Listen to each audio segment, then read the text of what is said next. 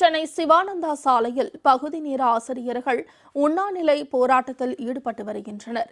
இதுகுறித்து எமது செய்தியாளர் லாவண்யா நேரலையில் வழங்கும் தகவல்களை கேட்கலாம். உண்ணாநிலை போராட்டத்தில் ஈடுபட்டு வராங்க. என்னென்ன கோரிக்கைகளை முன்வைத்து இவர்கள் இந்த போராட்டத்தில் ஈடுபட்டிருக்கிறாங்க?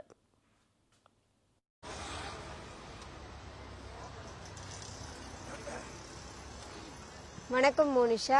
2021 சட்டமன்ற தேர்தலின் பொழுது திமுக தனது வாக்குறுதிகளில் குறிப்பாக 181 பகுதி நேர ஆசிரியர்களை பணி நிரந்தரம் செய்வோம் என தேர்தல் வாக்குறுதி அளித்தார்கள். ஆனால் ஆட்சி முடிவடையக்கூடிய தருவாயில் கூட பகுதி நேர ஆசிரியர்களை பணி நிரந்தரம் செய்யவில்லை.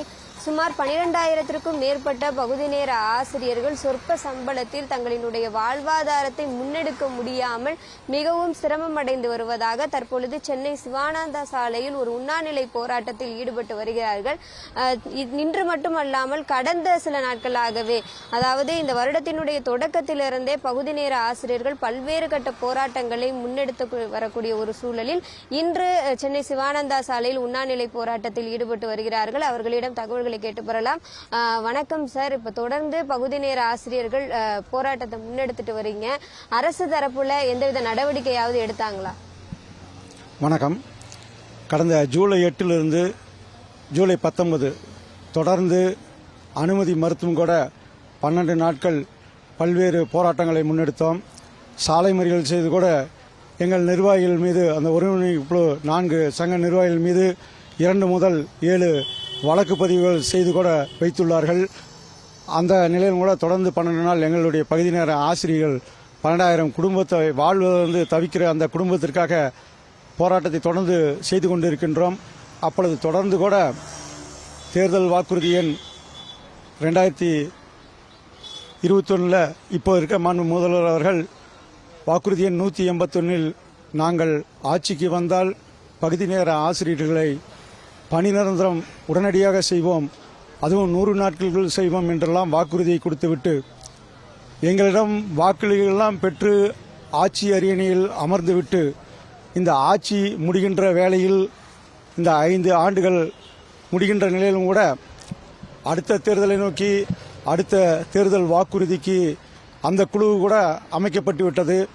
ஆனால் நீங்கள் கடந்த காலத்தில் கொடுத்த வாக்குறுதி இன்னும் நிறைவேற்றப்படவில்லை என்பதை இந்த கூட்டத்தின் வாயிலாக சுட்டிக்காட்ட விரும்புகிறேன்.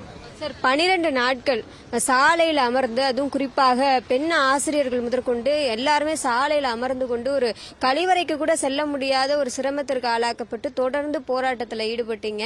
ஏதாவது தகவல்கள் சொன்னாங்களா? உறுதி கொடுத்தாங்களா அரசு தரப்புல இருந்து? இல்லைங்கம்மா, தொடர்ந்து பேசுகின்ற பொழுது மாண்புமிகு பள்ளி கல்வித்துறை அமைச்சர், பள்ளி கல்வித்துறை உயர் அதிகாரிகள் முத்தரப்பு பேச்சுவார்த்தை என்ற எங்கள் சங்க நிர்வாகிகள் அழைத்து பேசுகின்றார்கள். ஒவ்வொரு பேச்சிலையும் பணி நிரந்தரம் மாற்று வழி என்று சொன்னார்கள். அதற்கு கூட முழு நேர பணி, மே மாத ஊதியம், அதே போன்று ஒரு ஜீவோ போடுறோம், குறைஞ்சபட்சம் ஒரு 6 மாதம் 1 வருஷத்துக்குள்ள பணி நிரந்தரம் செய்திடலாம், அதே மாதிரி ட்ரெஷரி மூலம் சம்பளம், இப்படியெல்லாம் கூட சொல்கிறாங்களே ஒழிய அதை நோக்கி நகரலை.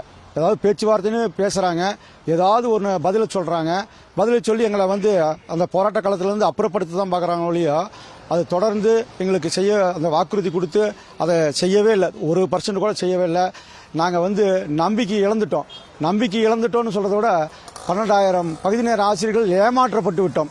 இந்த அரசால் ஏமாற்றப்பட்டு நிர்கதியாக இப்பொழுது நடு ரோட்டில் ஆசிரியர்கள், மாணவர்களுக்கு கல்வி சொல்லிக் கொடுக்க வேண்டிய ஆசிரியர்கள் இன்று நடு ரோட்டில் இருந்து எங்கள் வாழ்வாதாரத்தை மீட்பதற்காக போராடி கொண்டு இருக்கிறோம் என்பதை நினைக்கும் போது இந்த அவல நிலை மிகவும் மிகவும் கேவலமாக இருக்குது. சார், தொடர்ந்து பள்ளி கல்வித்துறையை பொறுத்த வரைக்கும் பகுதி நேர ஆசிரியர்களினுடைய பங்கு முதன்மையானதா இருக்கு, முக்கியமானதா இருக்கு. ஏன்னா நீங்க தான் இசை கத்துக் கொடுக்குறீங்க, ஓவியம் கத்துக் கொடுக்குறீங்க, கணினி வகுப்புகள் எடுக்கிறீங்க, அதே போல உடற்கல்வி வகுப்புகள் எடுக்கிறீங்க. ஒரு மாணவனினுடைய தனித்திறமைகளை யார் வெளிக்கொண்டுட்டு வராங்கன்னா பகுதி நேர ஆசிரியர்களினுடைய பங்கு தான் இருக்கு. ஆனா ஒரு மிகவும் சொற்ப சம்பளத்தில் இருக்கிறீங்க. உங்கள் வாழ்வாதாரத்தை எல்லாம் எப்படி நடத்துறீங்க? மிகவும் சிரமம் தான் வாழ்வாதாரம் நடத்துவதற்கு. காரணம், இப்பொழுது இருக்கிற பொருளாதார ஏற்ற சூழ்நிலையில் ஒரு குடும்பம் வெறும் 12,500 ரூபா மாத ஊதியம் பெற்றுக்கொண்டு நடத்த முடியுமா என்பது இந்த ஆட்சியாளர்கள், மாண்புமிகு அமைச்சர் பெருமக்கள், அதேபோன்று கல்வித்துறை உயரதிகாரிகள் சிந்தித்து பார்க்க வேண்டாமா? இவர்களெல்லாம் ஒரு மாதம் இந்த 12,500 வாங்கி கொண்டு குடும்பம் நடத்த முடியுமா? அதை ஒரு சிந்தித்து பார்க்க வேண்டாமா? மனிதநேயத்துடன் சிந்தித்து பார்க்க வேண்டாமா? சிந்திக்கவில்லை. மிகவும் ரொம்ப கஷ்டமான சூழ்நிலையில் தான் வாழ்ந்து கொண்டு இருக்கிறோம். ஏனென்று கொண்டால் ஒரு குடும்பத்தில் மனைவி, குழந்தைகள், வயதான பெற்றோர்கள், மருத்துவ செலவு இத்தனையும் சமாளிக்க முடியவில்லை. இன்னும் வெட்கத்தை விட்டு சொல்கிறேன், 3 வேளை நிம்மதியாக சோறு சாப்பிட முடியவில்லை. ஒரு குடும்பம், குழந்தைகள் 3 வேளை சோறு கூட சாப்பிட முடியாத ஒரு அவல நிலையில் இருந்து கொண்டிருக்கின்றோம். மிகவும் இதெல்லாம் சொல்லும்போது மேலும் கண்ணீர் வருகிறது. அந்த இதயம் அடைத்தே விடும் போல இருக்கிறது. அவ்வளவு அதிர்ச்சியாக இருக்கிறது. 14 ஆண்டுகளாக கஷ்டப்பட்டு கொண்டு இருக்கிறோம். ஆட்சி முடிகின்ற ஓரத்தில் கூட செய்யவில்லை. இப்படி இருக்கின்ற பொழுது இந்த போராட்டத்தின் வாயிலாக இந்த ஆட்சியாளருக்கு, அரசுக்கு சொல்லிக் கொள்வது, எங்களுக்கு நீங்கள் கொடுத்த வாக்குறுதி தான், நாங்கள் வேறொன்றும் கேட்கவில்லை.